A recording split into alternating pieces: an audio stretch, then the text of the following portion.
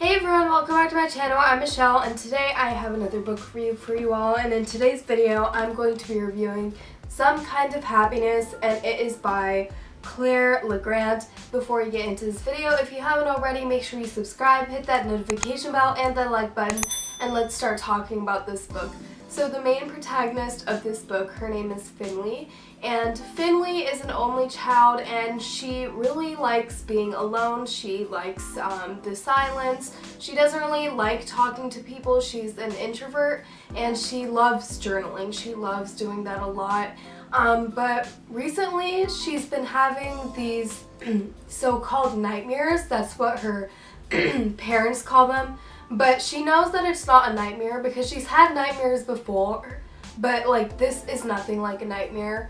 And she keeps having them, and because her parents just tell her that it's a nightmare, and clearly you can see on their face that they're super scared for her, she stops telling them about having these quote-unquote nightmares. So she notices that her parents are having some issues, and over the summer they decide that Finley is going to go stay with her grandparents. And Finley, for some reason, has never met her dad's family. She's never ever seen pictures of them, never talked to them, and they're never really talked about because whenever she asks about them, her dad just kind of awkwardly changes the subject. So Finley is confused about that. She doesn't really want to talk about it either. And she's not really happy that she's going to be away from her parents over the summer so that they can fix their problems out. And she's filled with anxiety, and so they're in the car, they're going to her grandparents' place, and once they get there, you can see that the whole mood is just like so awkward. Everyone's kind of staring at them.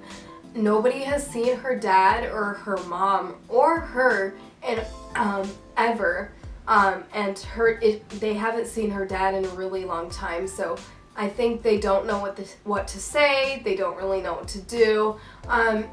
So Finley's dad introduces Finley to his family, and Finley starts crying because she's so overwhelmed by everything that's going on.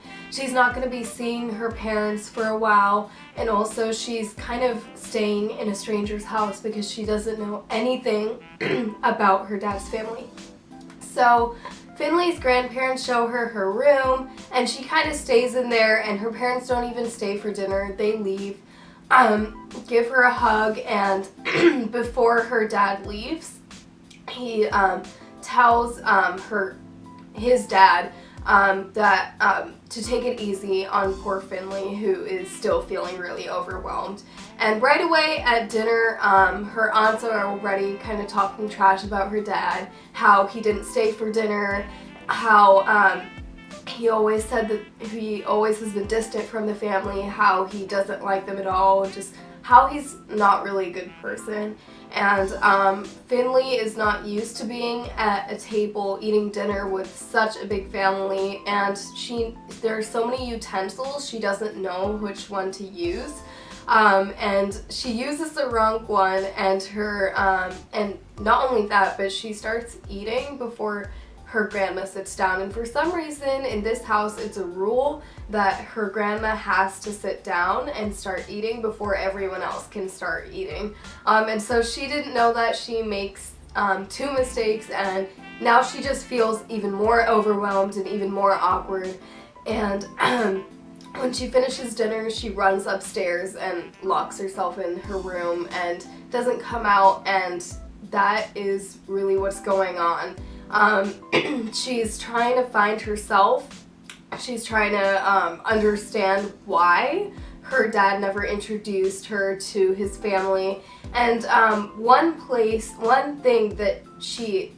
good thing that she takes out of this whole mess is the woods. And she has this connection with the woods. She really feels like it's her safe place, and she loves journaling in there. But she's been hearing a lot of interesting stories about the woods, like how some weird things have happened in there, which she finds really weird because it's her safe place. It's where she likes to journal. It's where she likes to spend her time. And so she really doesn't know what to make of that.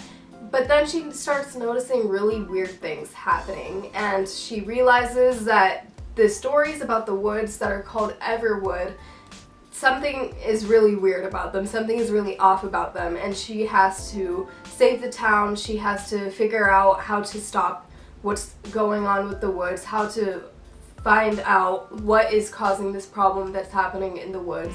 And she also has to find herself. She also has to learn to communicate and get along with her dad's family, and try not to worry about what's happening with her parents who are far away from her right now. So that is what this book is about. My rating for this book would probably be an 8 out of 10. It was definitely a nice read. It was funny, and it was definitely one of those books where I kept on wanting to turn the page. So, exciting book. I think you all should check it out. If you want to, then I will leave the links in the description box below for Amazon, Google Books, Barnes & Nobles. If you click on the link for Google Books on the bottom right corner of your screen, it should show the nearest libraries that this book is available at. Yeah, that's all I have to say about this book. And as you guys know, in every one of my videos, I have a sneak peek, every one of my book reviews, I have a sneak peek where I show you guys what the next book I'm going to be reviewing looks like. And it is called Crooked Kingdom. It is the sequel to The Six of Crows.